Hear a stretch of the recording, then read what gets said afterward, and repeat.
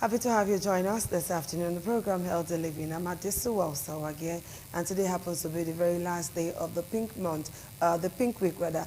It is a special week dedicated to creating awareness on the scourge of breast cancer. And this is a week organized by the Medical Women Association, Edo State Chapter. And today we're going to talk about the scourge of breast cancer. And I have the past president of the Medical Women Association in the house. She's also a consultant radio oncologist, and she's going to be talking to us on breast cancer. And this awareness is going to be a huge one. We cannot but make noise about it, so to speak. So join me as I make welcome Dr. Lucy Idiese. Happy to have you in the studio. Thank you so much. Wow. Good afternoon. Yeah, it's been a while. So quickly, breast cancer, its scourge, the awareness, treatment, and the management is what we want to look at today. Now, why this special week of creating awareness, the Pink Week? Why? Yeah, actually, it's worldwide, not particularly in Nigeria. They just look at it and said a lot of women are dying from breast cancer. A lot of women don't seem to know what breast cancer is all about. That there's a need for us to create this awareness. So they actually made it pink. You know, pink is ladies, feminine. Lady thing. Yeah, so they made it the pink month. Okay, from the very month, first day of October to the last day, which coincidentally is today, where we go talk about awareness, not just talking about awareness or creating awareness, also going further to make sure people get screened. It's screening. Because we all know that early detection of cancer saves lives. Now, talking about breast cancer, I want to say, what is breast cancer? Breast cancer is a group, a large number of diseases, which are actually characterized by abnormal cell growth. And these cells divide uncontrollably, and they have the tendency of spread, which we also call metastasis. That is moving from where it actually starts to some other parts of the body. Then people go further to say breast cancer, because we know that worldwide is actually the commonest malignancy for the female gender worldwide. Now we'll say, okay, what actually causes this breast cancer? I can tell you, till date, even in the Western world, all over the world, there's no known cause for cancer. You can't just say this is the cause of that. There's no known cause for cancer. But there are things we call risk factors or the predisposing factors. For breast particularly, we have two subgroups. We have the modifiable risk factors and the non-modifiable risk factors. The modifiable risk factors are factors that you can change, you have control over. Okay. Whereas the non-modifiable ones are factors where you don't have a control over. I would actually like to start with the non-modifiable risk factors. The non-modifiable risk factors, we have age. The older a person gets, apparently supposed to be more risk of having breast cancer. So like what age now? And that's what I'm coming there. Do you know that even right now, it's changing? Okay. The narrative is changing. We're having younger girls coming down with breast cancer. Then it used to be from aging 40 and above, but now we've had 15 years. 15? Yes, we've had a case of 15 years coming down. So long as a young girl has developed breast, she's at risk of having breast cancer. So it's no more an age thing? No, not particularly. Then the commonest risk factor that is non-modifiable is being a female, the gender. So long as you are a female, you have a risk. He said that it's 1 in 8 females that have that risk of having breast cancer. Men, 1 in 8. Yes, when you have 8 females, at least 1 has breast cancer. Is that alarming? The men also do have breast cancer. Some people are like, really? Yes, men do have breast cancer. But for the men, it's 1 in 100 that have breast cancer. Some other non-modifiable risk factors are genetic. The genetic predisposition of a makeup of a person in the family. There's what we call the BRCA genes, BRCA1 and 2. When it's present in a family, the probability that a female in that family will come down with breast cancer is very high. There's a celebrity worldwide now that had it in her family. What did she do? She just went and did prophylactic mastectomy bilaterally, just maybe 2 breasts, just to prevent it from happening in her own life. Would that not disturb her later in life? No, it won't. At least she's even more psychologically relaxed that at least she knows that she's free, apparently. Though we have some other risk factor, which she now has to really work hard towards to make sure she doesn't come down with breast cancer. Then we have the family history. If it's in a family, the first degree relatives, the mother, the child, the daughter, the auntie, the first degree, they are more predisposed to having breast cancer. Yes. Then we have what we call the age at menarche, first menstruation, when it's younger than the age of 12. And we also know now that a lot of young girls are having menstruation earlier. Yes, there's westernization, there's changed lifestyle and all that. So they are more predisposed. Then when they stop seeing their menses at a much older age, some say 50, some say 55. So you can see at the reproductive age where their hormonal changes is apparently long. So they are more predisposed to having breast cancer. Then if breast cancer also in some breasts have had diseases before. Yes, they can also come down with breast cancer. You can see that this ones you don't really have much control over it, as it were. Then when we talk about race, breast cancer is worldwide, but I can tell you black race comes down with more morbidity and deaths. Talking about what do you call it now? The non-modifiable. The modifiable risk factors are things that you can work towards preventing. What are such factors? Obesity. A woman that is obese will be more predisposed to having breast cancer. Lifestyle. Lifestyle. Unhealthy lifestyle predisposes people more to breast cancer. We have things like alcohol, excessive alcohol consumption, smoking, fatty diets. They predispose people to breast cancer. Exercise, lack of exercise, sedentary lifestyle. Yes, predisposes people to breast cancer. And there's so many other factors that people just, when they live their lives and they're not really conscious. They're not careful. They're not careful. That deliberate effort. You have to make deliberate efforts to actually prevent breast cancer. Okay, thank you, Dr. Lucy. Now let's look at how a woman would know that she's having signs and symptoms of breast cancer. Because some persons will say, oh, my nipple aches. I hope this is not breast cancer. So tell us, what are the things a woman should look out for? What should she feel? What are the things she should see on her breast, on her body, for her to like, oh, this is time to go to the hospital? Fine. Before I even answer that your question, I want to also add that nulliparity. Okay. A woman that does not give birth to her child before the age of 30, early enough, she's more predisposed. The women that don't breastfeed, because these days a lot of women don't want to breastfeed. They don't want the breast to fall. But I can tell you that breastfeeding helps to prevent breast cancer. Okay. Now, the signs and symptoms. When breast cancer is starting, many times, it's very deceptive. Okay. The initial presentation may be a breast lump, and that breast lump will be painless. So people, when they feel that lump, they just feel nothing is happening. No pain, so. They continue their schooling, they continue their jobs, they continue their markets and businesses. A lump is the first sign many times that you see. Would the woman know that there's a lump? Yes, you know something about the human body, the human anatomy. As you are sitting there right now, if something strange happens to you somewhere, your mind goes there and you feel it. So once there's a lump, many times women feel it. Okay. But there's also some women who are quite careless. And the lump may be there for a while. That's why we talk about, when you're talking about prevention, you're talking about examining your breast as regular as possible. Okay. So that is one of the first signs. Sometimes it may not be a lump. It may just be a lump in the armpits. Okay. It may be a sign of breast cancer. There are other times it may be nipple changes. There may be nipple retraction. Normally the nipple is supposed to be inverted, you know, but now it goes inverted. It may be nipple changes. Sometimes there may be discharge from the nipple. It could be bloody discharge. It could be some color discharge. It could be greenish. It could be yellowish. Such discharges from the nipple may be a sign of breast cancer. Some people, the arm may just get swollen, what we call a lymphedema. Possibly the nodes, they have actually blocked the fluids from flowing normally. So they come down with swellings in the arm. Sometimes that may just be a sign. There are other times it may be what we call the pool d'orange. What is the pool d'orange? It's like when you have an orange peel, you see something like pimple, these dots. The breast just changes. So it's easy for a woman to actually know.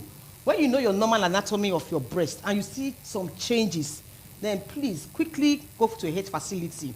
That there seems to be a problem. You want to know what the problem is so that you can actually go for help on time. Because early presentation, early diagnosis, quality treatment is almost tantamount to cure. Okay, early detection can actually make a woman free from breast cancer. Yes, early detection. But unfortunately, this is our agenda. we have, for once we have this thing I want to call spiritual problems, because whatever happens to a woman, like if she sees all of those signs, most women will attribute it to spiritual problems, and they start running from one church to another instead of going straight to the hospital to find a doctor. And another thing, most women, our gender, are very stingy to self, particularly when it comes to healthcare issue. Lots of women do not want to use their own money to access healthcare. And another thing, some are actually very poor. They are indigent. They do not have this money to go to the hospital. Now let's talk about the health and spirituality. Is there a relationship? Yes, there is actually a relationship. Everybody has this factor of there's a God that you serve. Yes. And we all do agree. But I can also tell you that, fine, you can pray when the problem comes, but the prayer has its role in your life. Psychologically, it helps to be calm, it helps to have a hope. But at the same time, when you see a problem that is physical, I think it's quite sensible enough to go and attack that problem physically while we're also praying. You have to do both. But what happens in our setting? A woman comes, feels a lump in the breast, and they tell her this is possibly a malignancy. Okay. This is cancer. What happens to the woman? She runs away. The woman just runs away, and by the time she's coming back to the hospital, she's coming back in an advanced stage, stage 4, where there's almost no help that you can give to this woman. Yes. So early presentation and detection is key. Many women don't even bother about their health. They can spend money on going to Ashwebi and all Yes, those. now. They don't spend money on their health. That is why the theme for the Pink Month for this year, 2022, says Rise. Rally in everyone screening. Rally in screening everyone. You have to rally round to make sure everyone is screened. The Medical Women Association of Nigeria, Edo State, and national, they have this plan for this period where they do a lot of screening. A lot of screening took place in doctor's house. I was made to understand that the yes. screening was free of charge. Free of charge. But unfortunately, the awareness was not. That's the issue. That much. Well, that's a why lot we of are women here. Don't know. Yes, that's why we are here, to tell people that your health is in your hands. It's in your hands. And also to appeal to religious houses that when these women come with problems, because that's the first place they go to many times. Yes. When they come to you with these problems, just advise them. I will pray for you as a man of God, as a woman of God. We'll make sure we are praying for you, but go to the hospital to take your treatment. While the treatment is going on, the prayers are going on, it becomes more effective. You cannot abandon the hospital, abandon the healthcare, and go and sit down in a place, and sometimes you are speaking to it. I wonder how you can just speak to something that you are seeing. To cancer, you speak to it. You understand? You have a court now. You are speaking to the court. You should actually do have some remedy that medically will give you, and you're like, yes, let us use this, let us use that for treatment. Now, talking about the treatment generally, yes. Indigent patients, we have a lot of them. There's good news right now.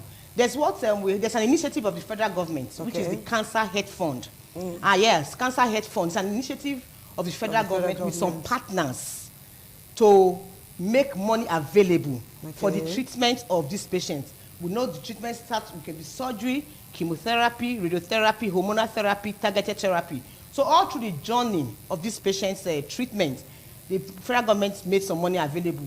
The good news is that just about last week or 2 weeks ago, some wallets were credited, some indigent patients. So is there those states enjoying that largest? There are 6 hospitals, and UBTH is one of the 6 hospitals. Wow. We have Abuja, we have Gombe, and Enugu, and some other hospitals, but UBTH is one of the hospitals where they are benefiting. Good news really for women. Yes. Yeah. Right now, as at today, 67 indigent patients have been credited with ₦1 million.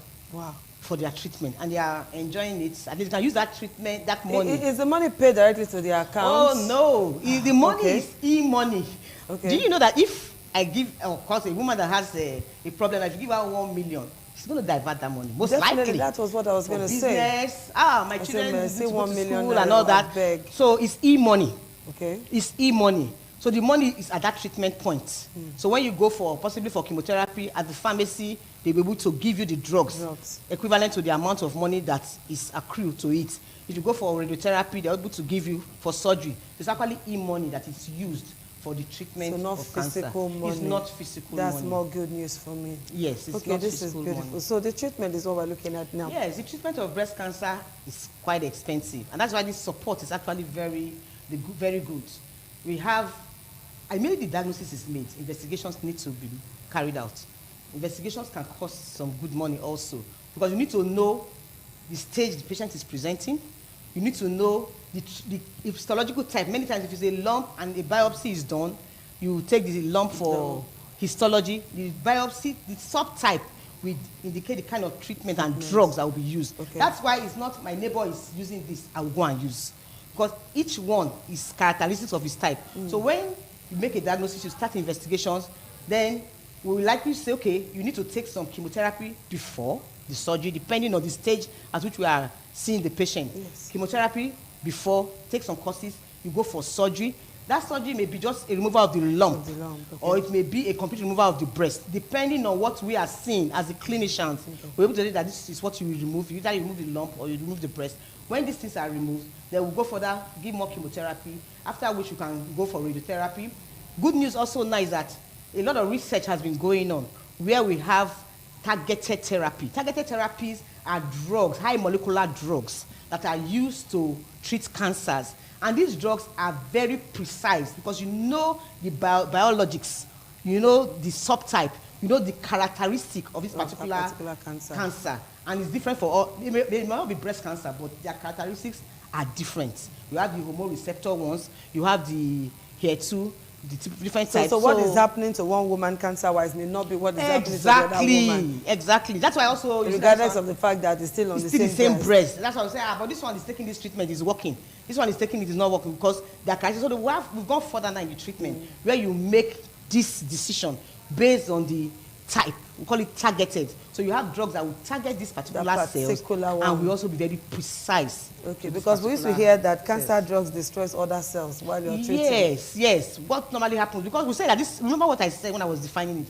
I said these cells are rapidly dividing cells. So any part of the body that you have rapidly dividing cells, the drugs are likely to affect it. That is why when it happens to the hair, many people's hair fall off because the hair is rapidly dividing. Some of their nails, you know, you have some rapidly dividing cells here. So these drugs are likely.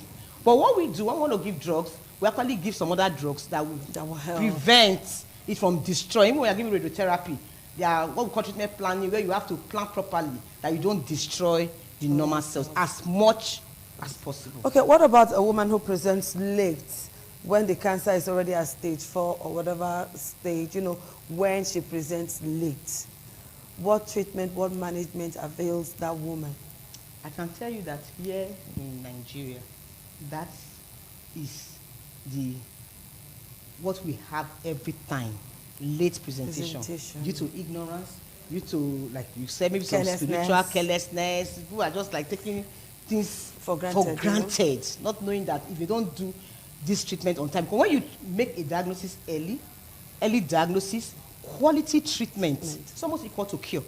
Breast cancer is no longer a death sentence. Okay. We can tell it if everywhere. Only if a woman presents early, does the right treatment, and she is good, and she lives a life where there's modification, lifestyle modification. There are things you eat. Yeah, deliberately. Yes. There are many, because now, because of westernization, a lot of processed food, a lot of, you know, those things are the things that just eat everything in the name of enjoyment. Life. You're not enjoying, but rather you are causing more problems to yourself. And women are victims of all this so-called enjoyment. The woman is in the kitchen, so she can put everything together and begin to not know we're actually destroying ourselves. So a lot of modification is very important. Women come in late. Many times when they come at that stage, we still do what we call palliation. Okay. Palliation is actually means that you treat the symptoms this time around. If a woman has infection, you treat. If she has pain, you treat. You don't have an aim of cure anymore. So when they come at that stage and they are not cured, they go and say, this person is dying of cancer. No woman should die of cancer. We are appealing to all of us out there. That's why you are doing this awareness month. That no woman should die of cancer. Make sure you take your health seriously. If a diagnosis is made and it's early enough, You can get good cure Okay. if you go to the hospital at the right time. Dr. Lucy, I wish we could go on and on. Thank you for finding time to be with us on the program, because we're going to take the news shortly, and we may not be able to continue with this segment. I want to say thank you for finding time to reach us here. And for you women, do your best possible to do everything that doctor said, so that you will be a healthy woman, you will live long for your children, and then you will enjoy life. Make that deliberate and conscious effort to take care of your health.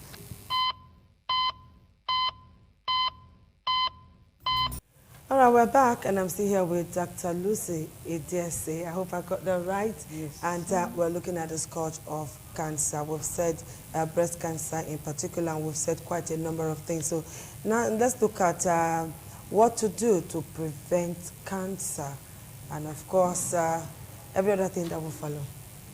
Thank you. Talking about prevention, we say prevention is key. Prevention is cheaper. How do you prevent Yeah. something that you don't even know the cause? That's sure. another wahala. Yes, so because we have risk factors, Yes. you can work towards the risk factors. Yes, Okay. you do know that there are some things that will predispose to breast cancer. Yes. Talking about the prevention, we're looking at lower age of childbearing. Okay. We advocate that women should actually have children at a much younger age, at about like 24 and above. Oh yeah, at a much younger age. Yeah, they Like should, 24 and yeah, above. So you yeah.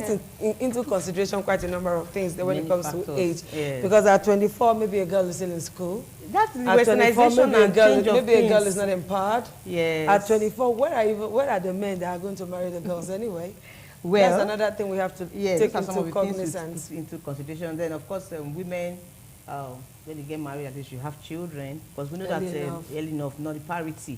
As women are not having children, are actually predisposed to breast cancer. Okay. Then exercise. The role of exercise cannot be overemphasized. Okay. Women should stop living a sedentary life. Sedentary life in terms of a woman goes to the office, she sits down all through, or she's even in the market women.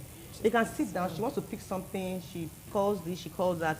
She does not make the effort to get up, to move. You know, some of us believe that house chores is enough exercise for us. No, this is something deliberate.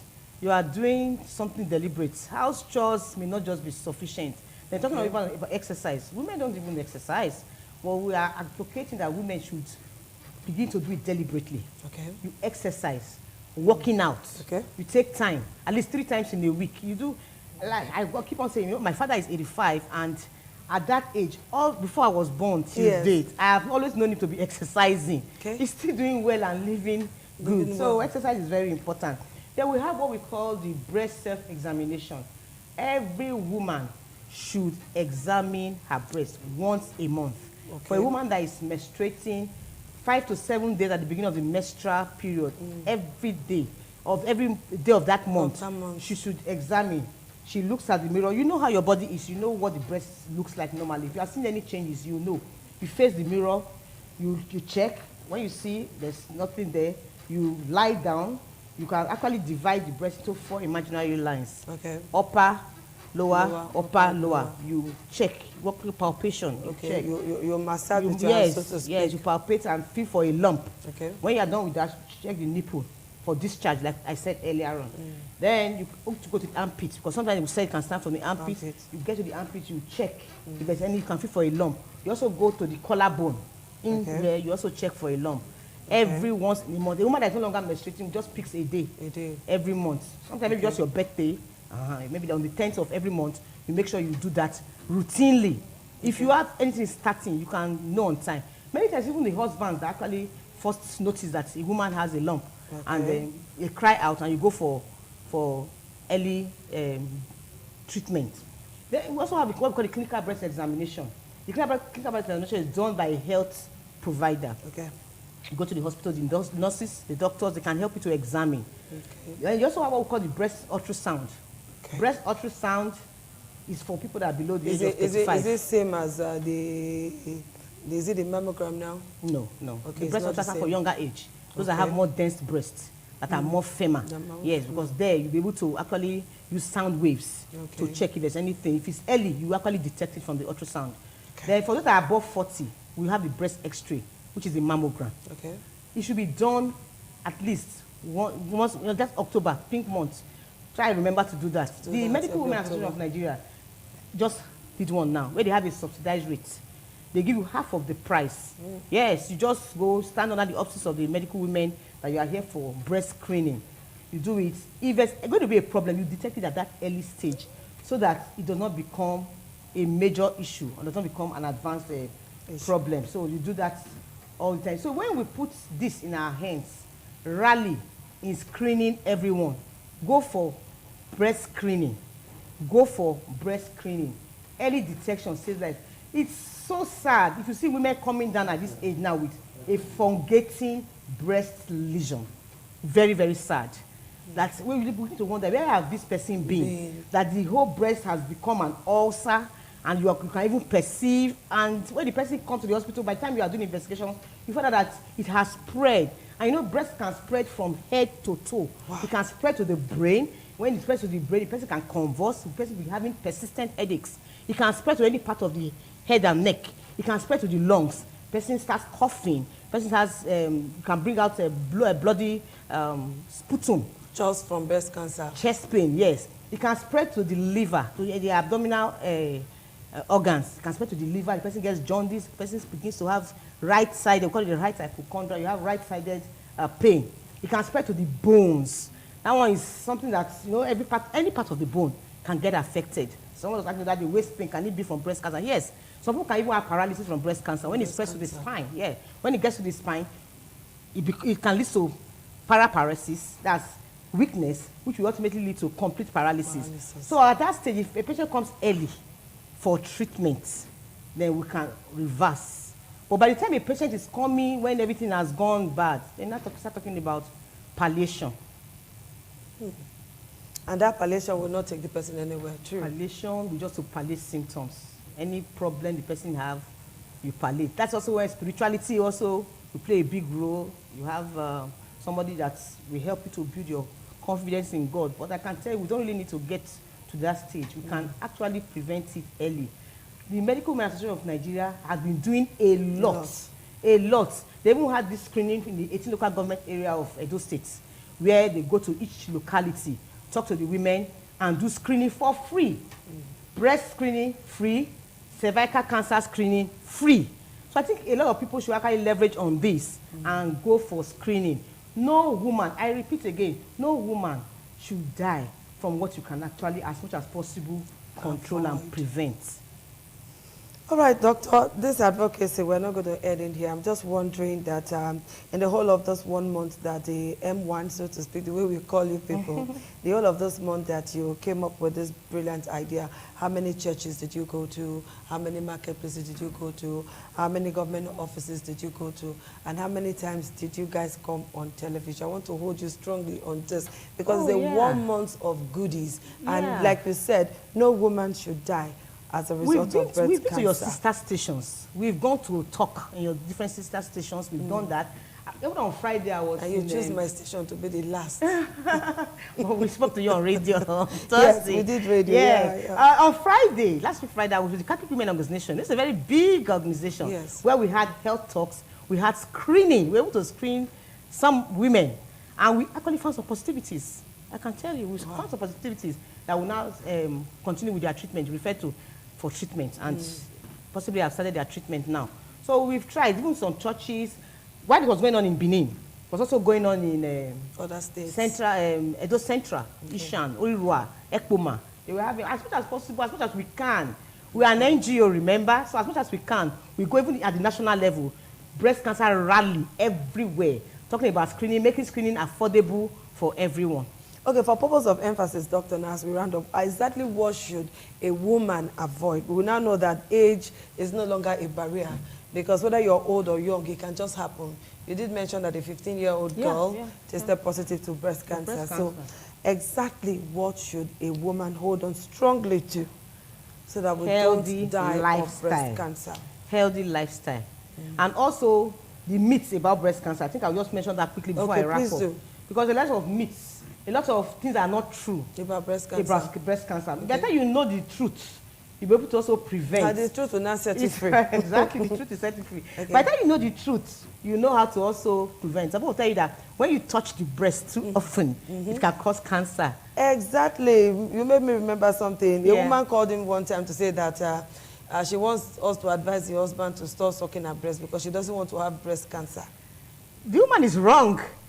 Okay. The sucking of the breast, which we also advocate as breastfeeding for babies, is actually a preventive measure. Okay. So, well, if the man is whatever, but man at is least helping. the man is helping. So, breast sucking of the breast is a preventive measure. It doesn't cause breast cancer. Rather, it will help because if there's a problem, Okay. you can detect it early and go for treatment. Okay. There's also be that when you talk about breast cancer, like we are talking now, talking about breast cancer means you have breast cancer. No, not necessarily. It's not true. There's some people believe that when they have a bruise. Okay, okay. All right. When you have a bruise or a wound in the breast, automatically it's breast breast cancer. cancer. No, just go for a check. Okay. When you go for a check, you'll be able to know if that's whatever it is. It's The breast test, the cancer or not. biopsy will tell you if there's a So problem there. what will tell you whether you have or not is that test that you must go for that examination. Okay. Exactly. Then some people tell you that when you begin to rub concussion, herbs here and there, that it can cure breast cancer. Not true. Okay. In my many decades of being an oncologist, I've not seen one Seen that where, kind of thing if not, happen. I'm sure we'll have had the concussion here now. It's okay.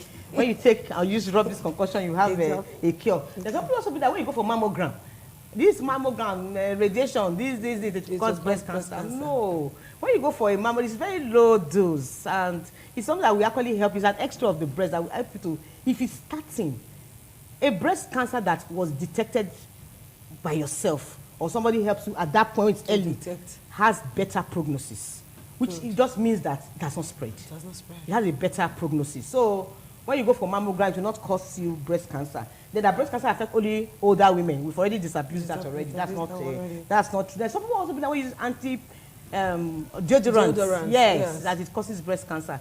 There are no documented facts to that because research is still going on continuously. Whatever people say about it, research has been going carried out. So prevents breast cancer. All right, Dr. Lucy, I guess we have to go now.